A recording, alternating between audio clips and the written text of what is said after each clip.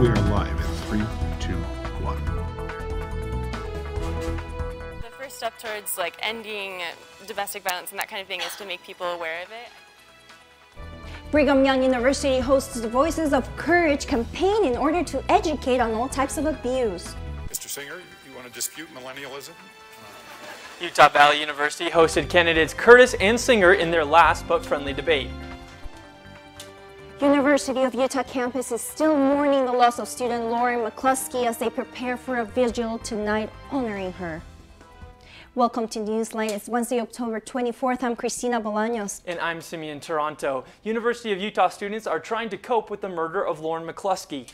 The track star from Washington State was shot and killed on campus Monday night by Melvin Rowland, a sex offender who she had dated and broken up with. Hundreds of people have expressed their condolences online, such as Leslie McCrary, who says, "My heart aches for your loss," and Latoya Short, who says, "As a former track and field athlete and a current Ute, this hits really close to home." Students across the state of Utah are wearing red today in honor of McCluskey. The university has established a fund in memory of McCluskey and counseling services on campus for students and faculty. A vigil will be held tonight at the University of Utah at 5 p.m. in honor of Lauren McCluskey. It will take place on the steps of the Park building, and all are welcome to attend. Handwritten notes to the McCluskey family will be accepted at the event. The Crocker Science Reading Room will be available for students to gather after the vigil. For more information, visit at the u.utah.edu. 86,000 emergency text messages were sent on Monday after the shooting, but many did not receive the alert. Emergency Management Director Jeff Graviette says 22% of students and faculty chose to opt out of receiving the alerts. Graviette adds that opting out is just one of the many reasons why people might not be receiving messages, including having multiple and/or the wrong phone numbers listed on their accounts. Graviette says he wants everyone to receive these messages and adds that the university is working on getting the system to send out more messages more quickly and efficiently. Midterm elections are coming up, and the last of the candidate debates was held last night. Newsline reporter Sarah Byington attended the debate for Utah's 3rd Congressional District. Sarah, many debates get heated, but this one was pretty jovial. Yes, it was. The two candidates were very friendly and cordial to each other, even though they had opposing views. Mr. Singer, you want to dispute millennialism? I mean, we see people try and be part of us all the time. We're just so damn cool. I don't know. Utah Valley University hosted the 3rd congressional debate between Republican John Curtis and Democrat James Singer. The candidates were friendly with one another and occasionally would offer no rebuttal. They discussed several issues, including medical marijuana. By legalizing medical cannabis, or cannabis even recreationally, we can empty those gels and have people become part of society. I also believe if you go too far, that you're opening the door up to some societal harms that we're not willing to accept. Relevant topics to Utahns were discussed, such as Monday's recent school shooting. It weighed heavily on my mind, and I made myself a commitment at that time that I would respond to this as a U.S. congressman as if one of those shot had been my grandson or my granddaughter. These assault rifles, they don't belong in the hands of normal civilians. And I know that for some people that's hard to fathom, but that's just how it is. These were weapons that were specifically designed to kill people as efficiently as possible. The room was full to capacity as people came to hear from the candidates. Some liked what they heard from Singer. Were the references that he made, personal references that he made with issues that he knows about because of his indigenous background and because of his concern for those people. I appreciate that because sometimes we are underrepresented. Some appreciated the work Curtis has done. I think it's pretty incredible what John Curtis has been doing because I know at several of his town hall meetings in the past he's talked about how much he's trying to learn about the issue. Now that voters have heard from the two candidates, they must decide who to vote for. It's the honors of my life to serve, and I hope you'll give me an opportunity to go back and finish what I've started. I hope you consider me to be your next congressman.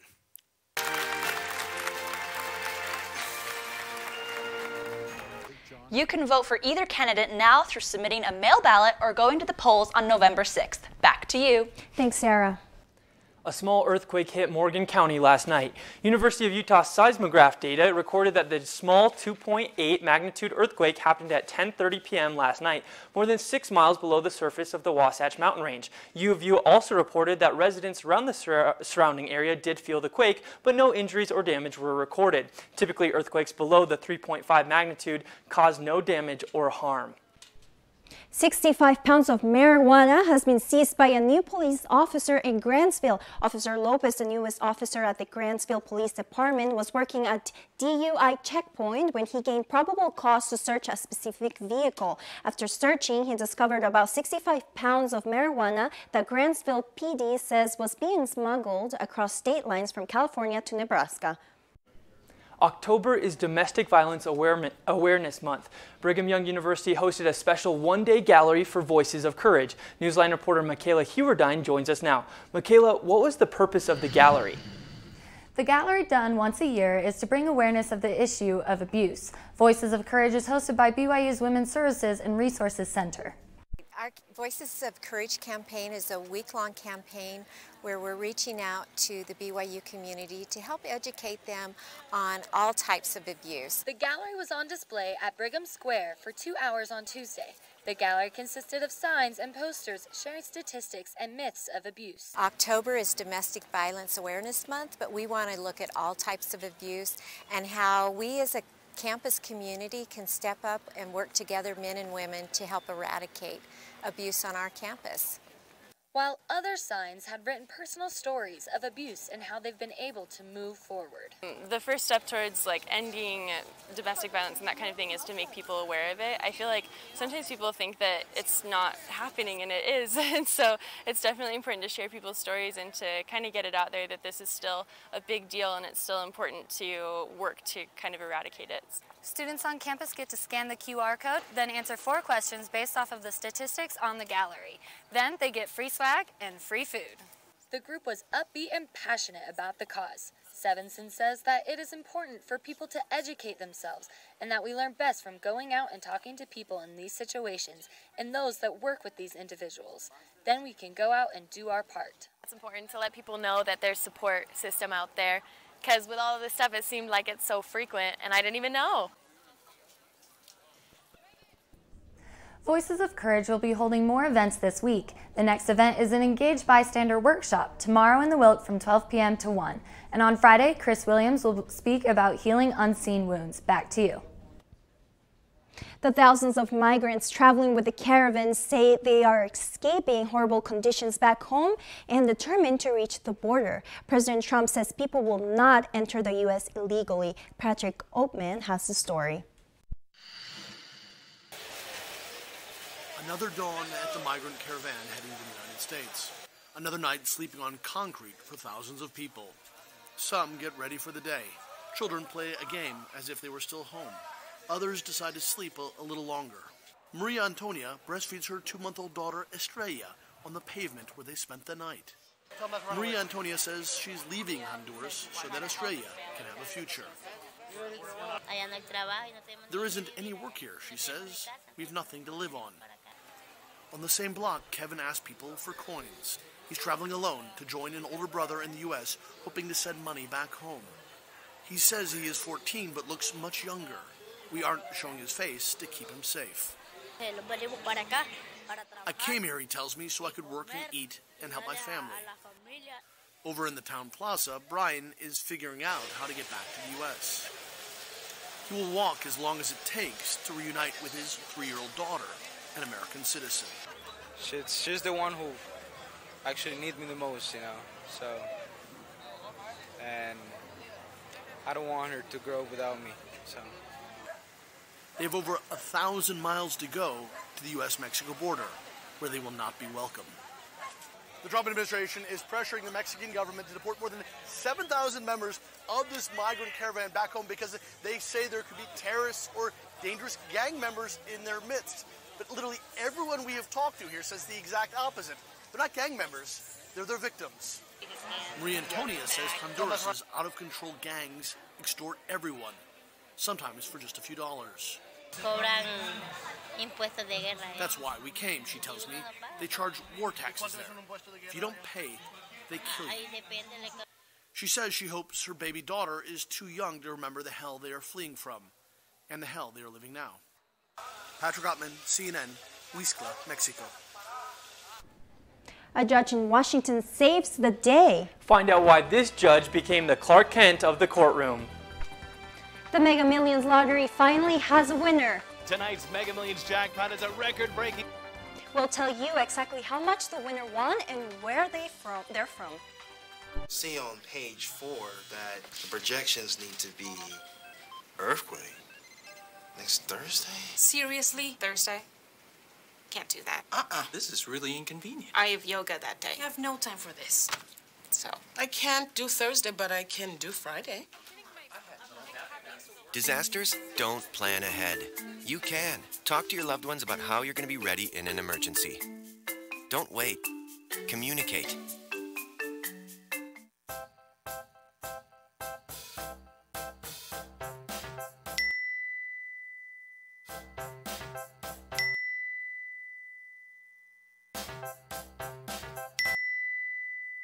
Planning the right amount of food is hard. The Guestimator makes it easy. Just tell it who's coming and what's for dinner. Then it tells you how much to make. And yes, it even plans for leftovers. Try it at savethefood.com. When they test you, stand firm and move only when you hear the seatbelt click that says they're buckled in for the drive. Never give up till they buckle up.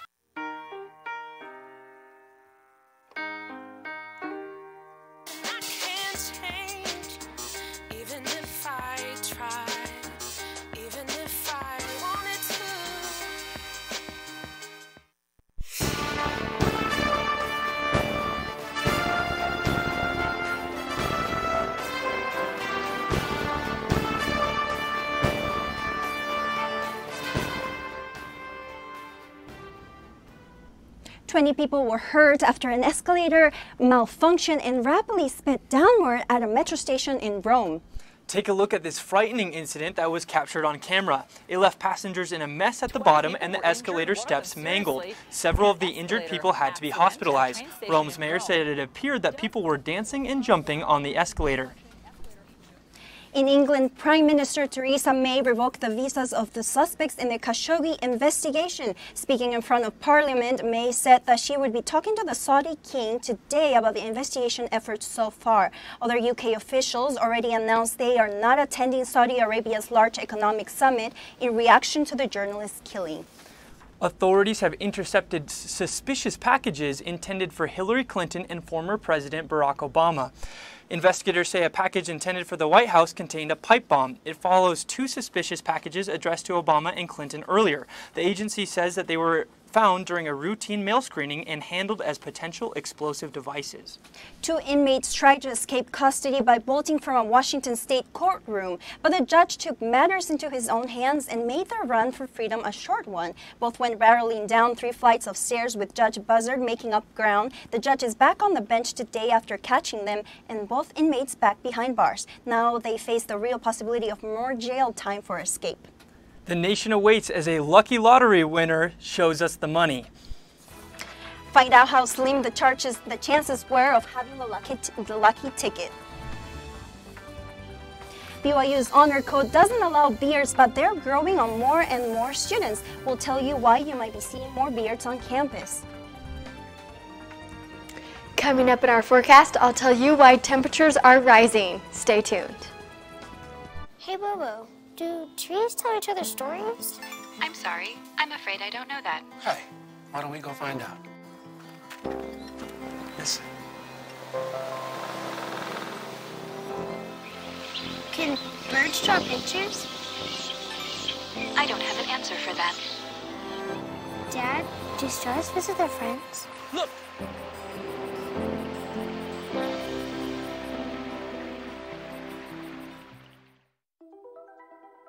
Todd's a great guy. I mean, look at him. What a sweetheart. Attaboy. Wait, Todd, what are you doing? Totally selfish and un-Todd-like of you. Come on, Todd. Come on, man. Why don't you ever see elephants hiding in trees? Because they're really good at it.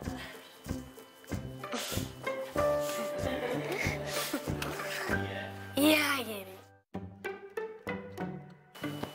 Testing. Why did the girl ask the mushroom to dance? Because he was a fun guy.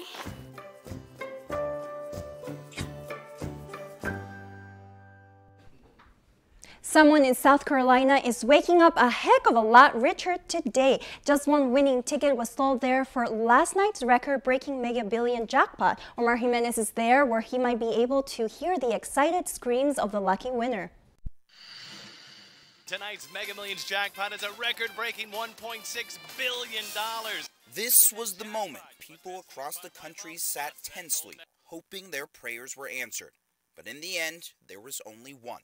That's right. One winning ticket sold in South Carolina for the largest lottery jackpot to ever be offered, $1.6 billion. The chances were basically zero, 1 in about 302 million. Your chances of getting struck by lightning are only 1 in 700,000. Leading up to this, people had many different plans about what they were going to do with the money.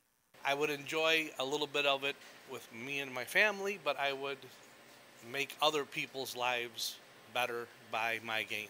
I'd share the wealth. I'd give money to some schools and some churches and help people along. But now it's ultimately up to the one winner to decide how to spend the money and whether they want to take it all in a lump sum or gradually over the course of about 30 years.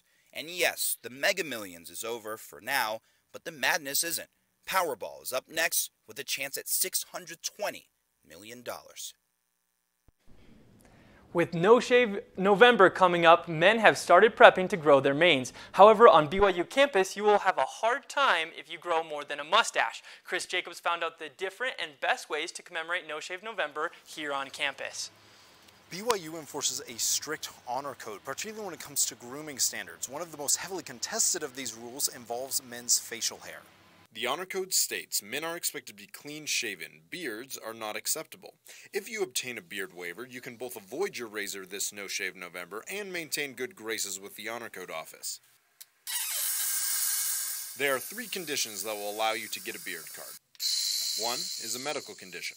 Joining an LDS film or theatrical performance that requires facial hair will also do the trick. Or, if your religion dictates the growth of a beard, that will work too. So for those of us who are not prone to acting and don't fall into the other 2 sections, there are still a few options. Mustaches do not fall under the beard restriction. And while any teacher may choose to enforce the Honor Code policy in their classroom, I've had professors mention it a couple of times, like on a rubric, they'll say, do you have a beard card? But they never actually docked me points for it. the most consistent enforcer is the testing center. Individuals who arrive at the testing center with facial hair have one of 2 options: either buy a razor and shave, or take a warning, which they are given 1 of each semester. For those who still covet the beard waiver, one faculty who recently acquired a beard card said it's not all it's cracked up to be. A beard card essentially says that you do not shave.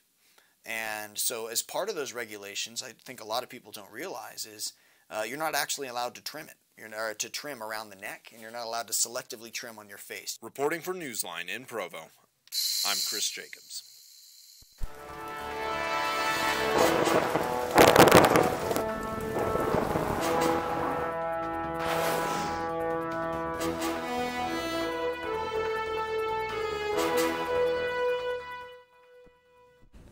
Hurricane Willa is pounding parts of Mexico's Pacific coast, but Willa's impact is also set to cause headaches in the U.S., especially for states already dealing with water woes. John Lawrence reports. Texas gets ready for another deluge. While we're planning for and prepared for whatever Mother Nature might throw at us, we have no indication at this point that this will be a long-term issue. The remnants of Hurricane Willa could dump as much as 4 inches of rain on some parts of Texas. Central and eastern Texas were drenched earlier this month with historic downpours, and Willa's waters may aggravate saturated areas and swollen rivers. In Austin, a citywide boil water ordinance was issued earlier this week, and officials stressed the importance of cutting down on water use. No watering outside, no washing cars, no filling pools, no watering lawns. And then on the inside, conserve where you can. That sent residents to stock up on bottled water. I got 4 of those gallons, and I got 8 more gallons. I've got a newborn at home, and she supplements with formula, so I don't want to mess around with anything, dangerous bacteria or anything. There are concerns the additional rains will cause more flash floods, but officials are looking at the glass as half full. We're pulling together here, and we'll get through this one too. I'm John Lawrence reporting. Wow, quite interesting things happening across the United States. These are our maximum temperatures. Up here on this scale, you can see that there's quite a bit in the 60s and 70 degrees. For Utah, we'll actually drop for the next 2 days, but then it'll climb back up, and we'll be having some warmer temperatures. You can see right here with this green, more toward the Utah Valley up here. Our highs for today across the state of Utah, we have 67 degrees in Provo, so things are still pretty warm. Down in our lows are cooling down 40s across the board, especially in Logan with 40 degrees. Things are quite chilly. Salt Lake 46 degrees, so morning commute shouldn't be too bad if you're outside. For St. George, our week is looking way warm with even jumping into the 80s, so we're super fun down there if you want to take a trip. And our northern forecast, we have 69 on Saturday, which will be really nice. We are hoping to do some fun things with this warm weather. Me too. I'm really excited for this warm weather. I've already had it with the cold. I don't know. I think I'm going to sneak onto the links one last time before the season's over for sure. Absolutely. Warm weather is on the way, and so is BYU basketball season, which is just around the corner. Find out who the captains are and take a look at their first exhibition game coming up tonight. Also in college basketball, the highly anticipated Duke Blue Devils played their first exhibition game last night. Find out how they did and what's expected of them this season.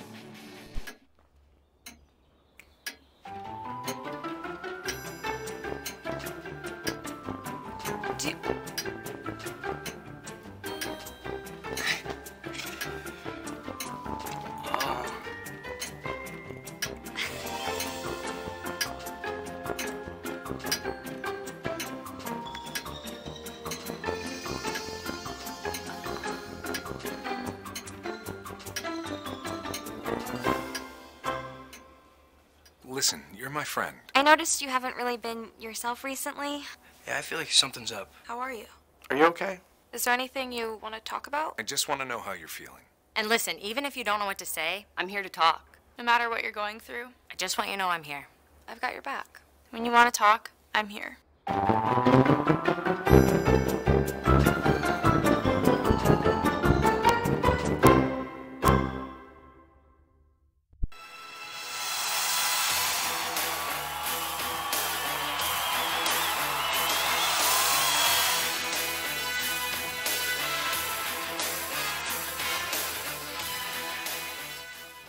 Last night, BYU men's basketball coach Dave Rose announced captains for the upcoming season. Landale, a drop step to the rim, up and T.J. Haws! That was beautiful! Senior forward Luke Worthington and junior guard T.J. Haws have been selected by their team. Worthington was a team captain last year, averaging 4.3 points per game and 2.8 rebounds. Haws averaged 11.7 points per game and a team high of 4.2 assists last season. BYU will open exhibition play versus St. Martin tonight in Lacey, Washington. The Utah Jazz will face off against the Houston Rockets tonight in Houston. The Jazz have started off the season slower than they would have liked to, losing 2 of their last 3 games and staying winless at home. The Rockets will play this game without Chris Paul following the scuffle that occurred in LA Saturday night. The Jazz hope to capitalize on the Rockets' lack of star power and get a W on the road against this tough Houston team. College basketball is here. The Duke Blue Devils played their first exhibition game Tuesday, and the Blue Devils lived up to the hype. Important as Jones on the steal. Nice looking pass for Williamson. Duke defeated Virginia Union 106-64. Freshmen R.J. Barrett and Zion Williamson were dominant in their play, scoring 35 of the team's 52 in the first half. The Blue Devils will be tested this season as they are replacing their entire starting lineup. Duke goes into the season ranked number 4 with a lot of pressure and expectation. The official season begins November 6th against Kentucky, who is number 2 in the country. Game 1 of the World Series was last night with the Los Angeles Dodgers going up against the Boston Red Sox. That is hammered into left. It is gone. The Dodgers returned to the World Series for the second year in a row against a polished Red Sox team. The score stayed close for the majority of the game. That was until Eduardo Nunez swung for the nosebleeds with 2 on base to give the Red Sox a commanding 8-4 lead in the bottom of the 7th. The Dodgers would fall to the Red Sox in Game 1 and will play again today at 6 p.m. That is all we have. We'll be right back.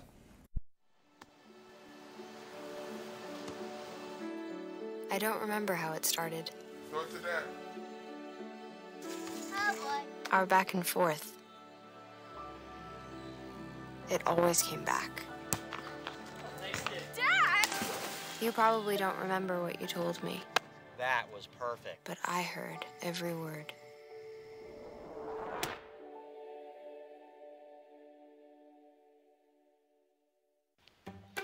What's Beethoven's favorite fruit? Banana. How does a tissue dance? Put a little boogie on it.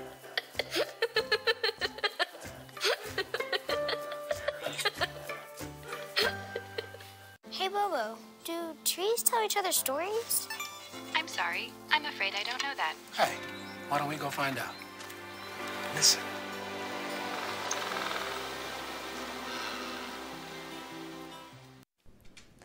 Halloween decorations that are sure to squash the competition. This house in Kennevo, West Virginia, owned by Rick Griffith, will have 3,000 different pumpkin jack-o'-lanterns on display by Halloween. Griffith says that gutting and carving all of the pumpkins takes several days and almost 1,000 volunteers. To carve all those pumpkins, you really have to be a jack-o'-all-trades. I've yet to carve a pumpkin, guys. I'm so excited. Absolutely. I carved one last night. We should do some more as the 4 of us. Yeah, absolutely. I just want the pumpkin for pumpkin pie. I'm going to be honest, I like the jack-o'-lanterns, but the pumpkin pie is where it's at. That's your Newsline news at noon for October 24th, 2018. Thanks for joining us. Have a great day.